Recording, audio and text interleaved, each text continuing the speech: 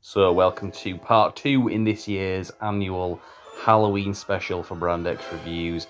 So, for this one, we're going to be looking at the movie series From Dusk Till Dawn. Now, there are offshoots and spin offs, that kind of things, but we're mainly going to be talking about the original trilogy. So, the gist of this franchise is that the original came out in 1996. It was a movie starring George Clooney and Quentin Tarantino. It was directed by Robert Rodriguez, who had recently, at that point, done the film Desperado and El Mariachi, those two films, with Antonio Banderas. Now, this movie is kind of an interesting one. Spoiler alert, it features vampires, but they're not really indicated at any point in the film to be a thing up till about maybe the halfway point in the movie. So if you go into this film not knowing that that's what it's about, you're going to be surprised. But it's pretty cool when they do. And George Clooney at this point was enjoying newly found fame, because he'd been around for a number of years at this point, really. But he'd seen new fame with the TV series ER. And in this movie, I think he'd collaborated with Quentin Tarantino at that point on an episode of ER that Tarantino directed in the first series. And so they did this movie together, pretty cool. It came out in 1996. Now, the second movie in the series was straight to video, as was the third movie in the series. The second movie is a sequel. There's some recurring characters, sort of, maybe in name only. There's references to previous characters anyway, and the son of a previous character that had previously appeared in the first movie is in this. So there's some continuity, but it's about a bank robbery that goes on, and there's vampires involved again. The bar from the first film where the vampires tend to hang out is also in there as well. Now, the third movie, that second movie came out in 99, so it was a direct-to-video movie, videotape back in the day, I suppose, DVD as well. Fairly new technology at the time. The third movie came out a year later in 2000 from memory, and that is actually a prequel. It's a Western. We've seen that done in other movie franchises, such as Tremors, and also, well, you could sort of say Back to the Future 3 it's not a prequel, but it goes back in time. Nature of that film series. But this movie, the third one, like I say, it's set in the Old West. So it gets into the origins of one of the characters from the original film. We get into that a little bit in the rest of the video, but all three are pretty good. Like I say, I mean, the direct-to-video movies that came out as a sequel to the first one were pretty good for direct-to-video sequels. In fact, let's just talk about them now. The only other thing that I'll mention is that there was originally going to be the first movie was in production in the early 90s. If you've seen the film Day of the Dead, which is a George Romero film, one of the actors that was in that, Captain Rhodes, I think his name was in that movie, or Colonel Rhodes, whichever. He is in the trailer that was a kind of a concept trailer for the first film that was made about 5 years before the film eventually came out with George Clooney. Looks interesting. A lot of the same props and so on are still there. And it was going to be a Quentin Tarantino movie. Interesting, there is a trailer that you're watching the footage for at the moment that's kind of got out there online for a film that was never made effectively, or not made in the sense it was going to be. But that's interesting, we can talk about that as well. So let's get into this with my co-reviewer, The Gore, because this is one of his favourite films as well.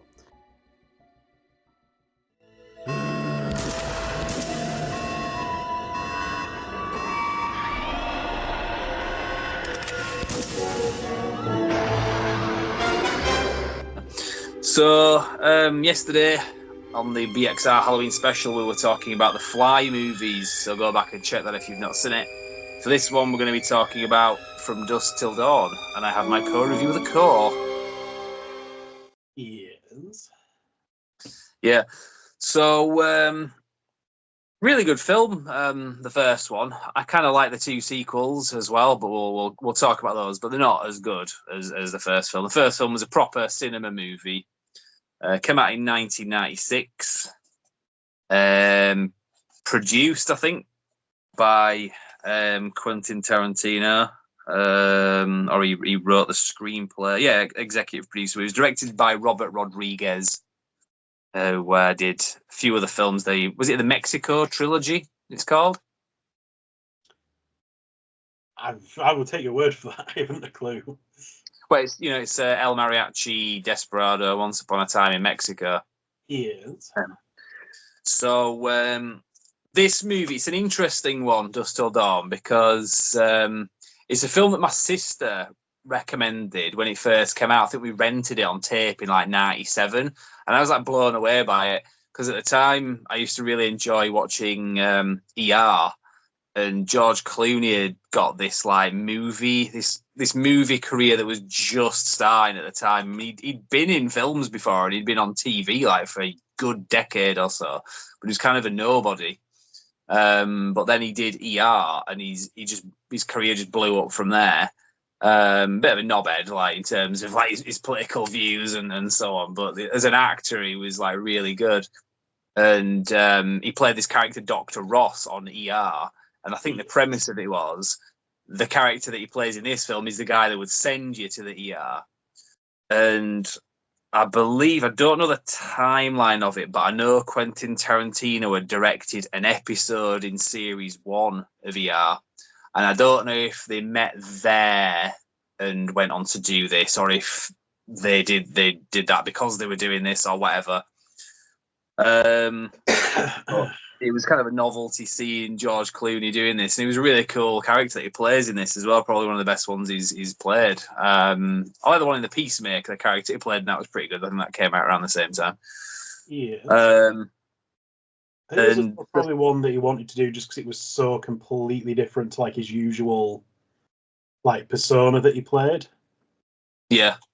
And there's so many good like one-liners in this movie. I mean, it's not like done for laughs in a sort of it's a comedy movie sense, but there's just this like deadpan humor that just like runs throughout the movie.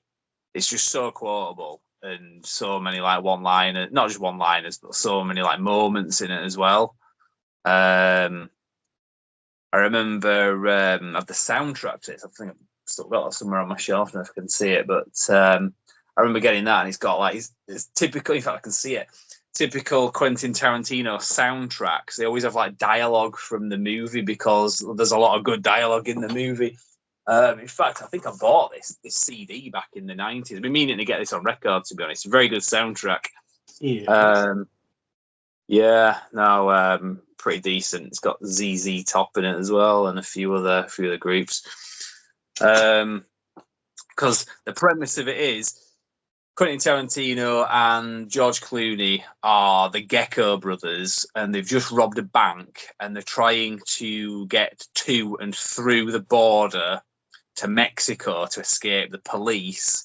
So they sort of quietly kidnap this family where it's a father and his son and daughter who are teenagers.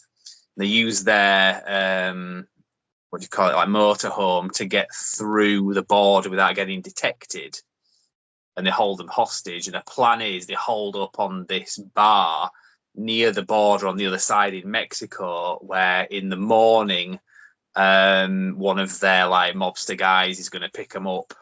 Yeah, and then like the hostage ties this up from Dusk Till Dawn, hence the name of the like film. Yeah, exactly. And so this bar, unfortunately, as it turns out, is actually run by vampires, a lot of vampires, and is built on top of like an Aztec temple, as you find out right at the end of the movie. And basically what they do is they get truckers and bikers to go to this bar and then lock them all in and just eat them and then steal all of their stuff from their trucks and so on. Yeah, here is like all the transitory people, like nobody's going to come looking for them. Like long distance trucker, he could have gone missing anywhere. Like bike, as long as you get his mates with him, like who the fuck's going to know he came to this like specific place? Yeah. So the the Mexican mobsters aren't aware of this. They, as far as they were concerned, it just looks like a rowdy place, and this place, is open from dusk till dawn. You wanted to He's meet like, in the so morning. my brother is dead because you picked a place at fucking random. Yeah. Yeah, and then he's like, what happened? What were they, psychos or something? It's like, psychos do not explode when sunlight hits them. I don't give a shit how crazy they are. So, I mean, like, really good lines and so on. So, yeah, it's pretty good. And there's a lot of good characters in this as well, because there's a kind of, like, dilemma, like a spiritual dilemma that the dad is going through, because played by Harvey Keitel, who's a really good actor. He'd worked with Quentin Tarantino on Reservoir Dogs and Pulp Fiction, so he's in this as well. And he's a preacher or a pastor, and kind of lost his faith because his wife had died in a car accident some time before. But then obviously dealing with vampires and so on, it's kind of forced him to confront his faith.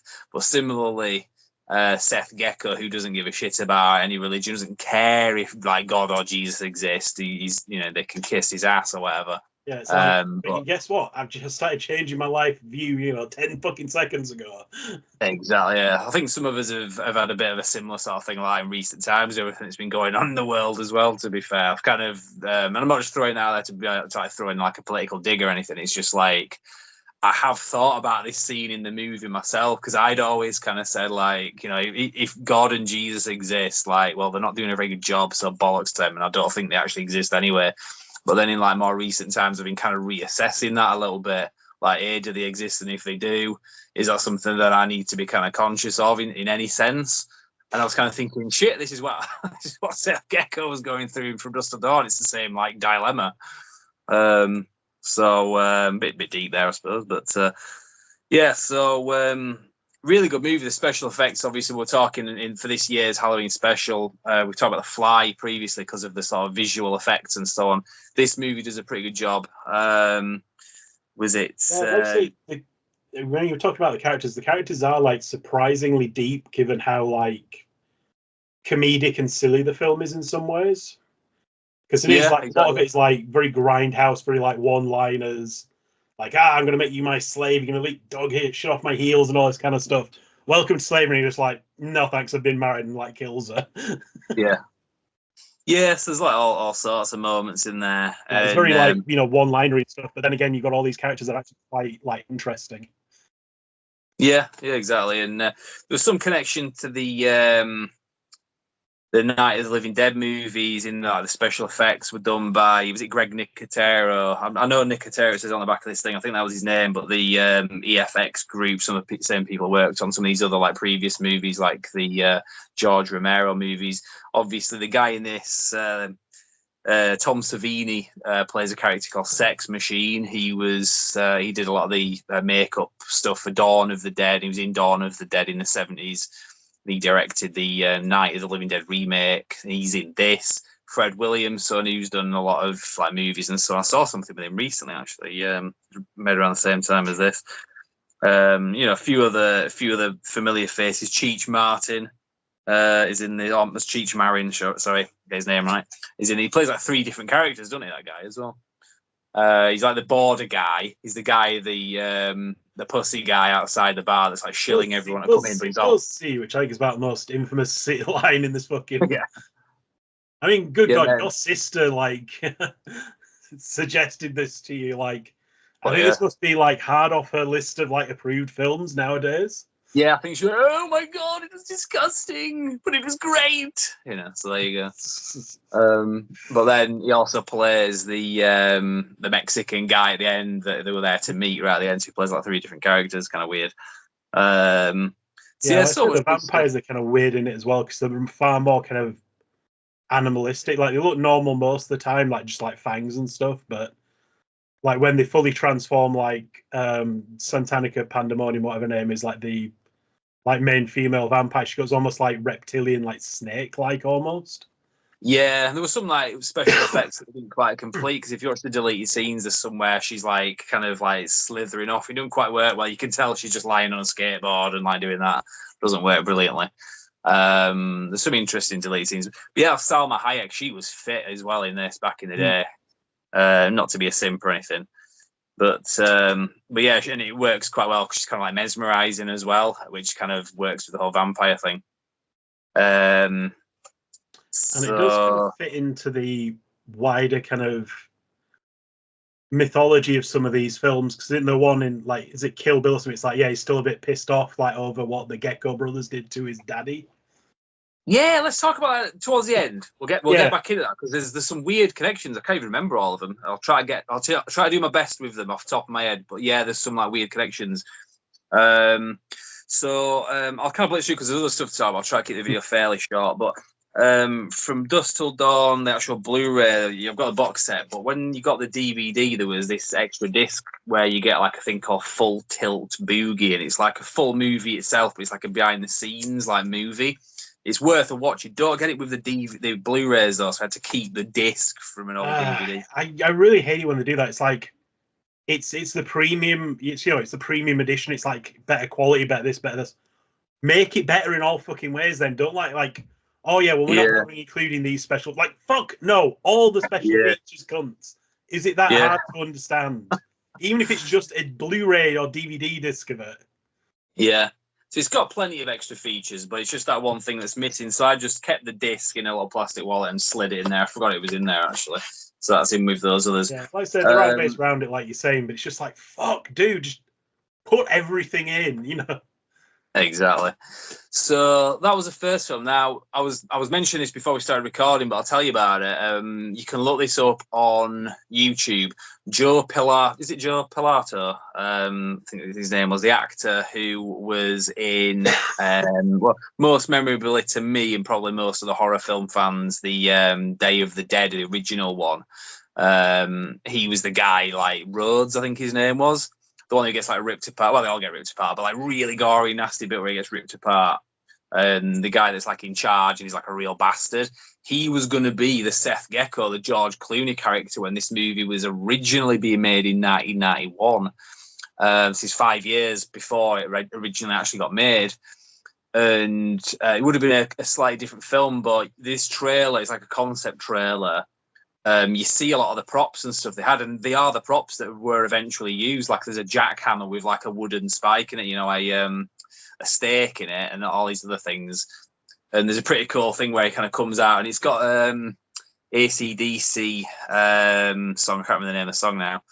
And he's kind of comes out, and he's got these like two guns, and he's like doing all this stuff. So it would have been a bit of a different film, but maybe not too different to what we eventually got. But check that video out; it's quite interesting. It's about 2 or 3 minutes on YouTube. Yeah, let's say it's one of those films that's kind of hard to pin down. It's like, okay, is it supposed to be a comedy? Is it supposed to be like an action film? Yeah. Is it supposed to be like, because like I say, it does have like serious like character moments and stuff that you don't really expect. Yeah.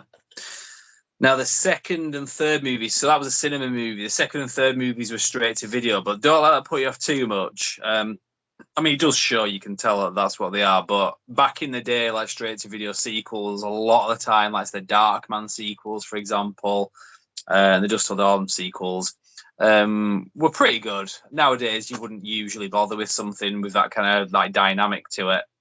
There's probably a few exceptions to that, but I can't think of many.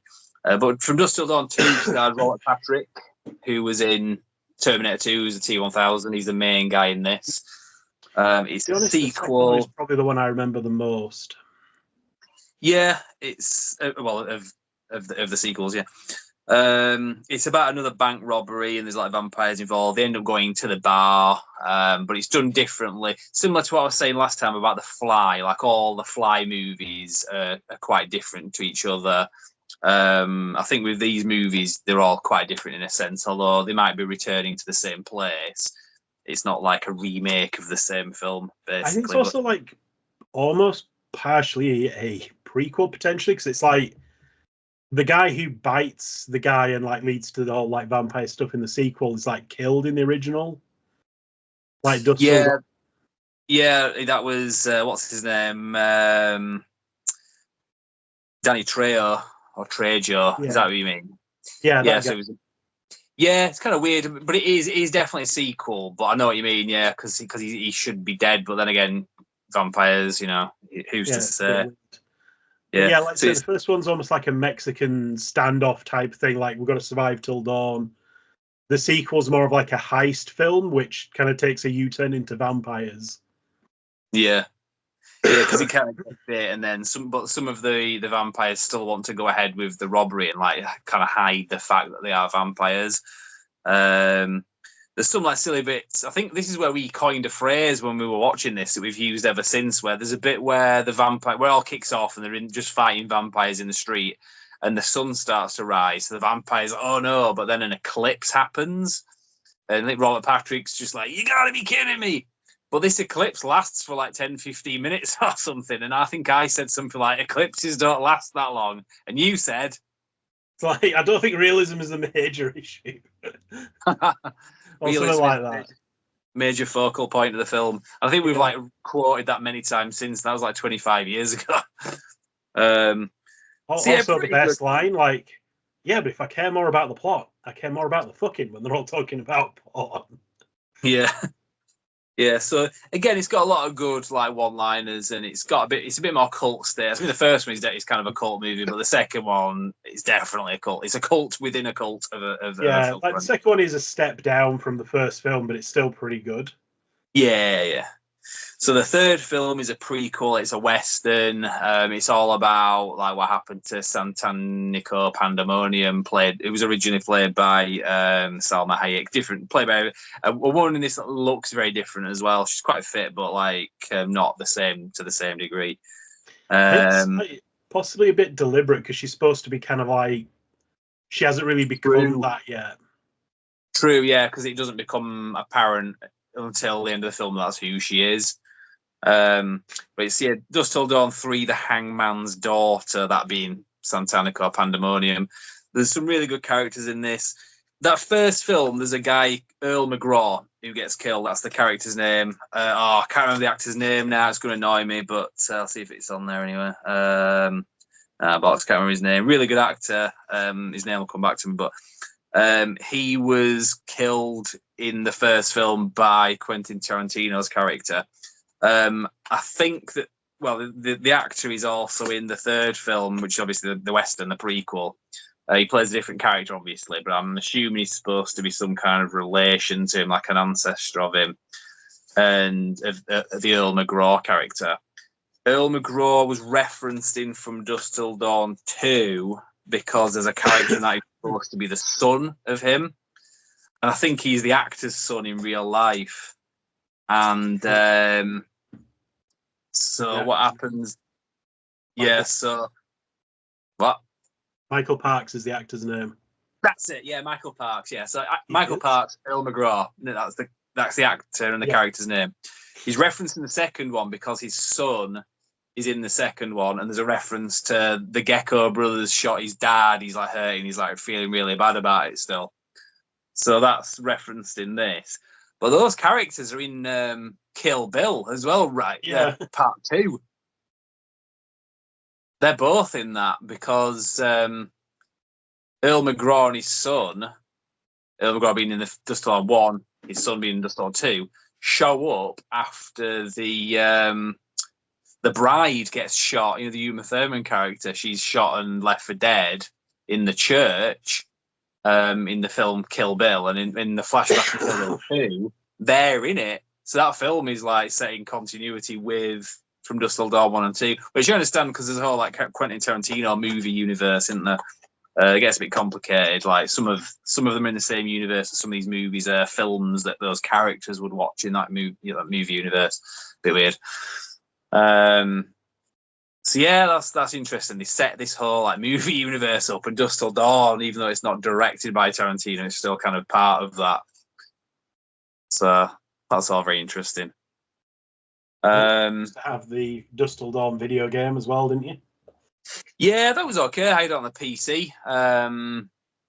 Kind of managed to finish it. I think I got right to the end and wasn't able to, but then I've seen like video footage about how you actually finish it. You don't need to know that. But yeah, it was pretty good. There was a TV series. I didn't like the look of it. It just looked like a sort of like film student project.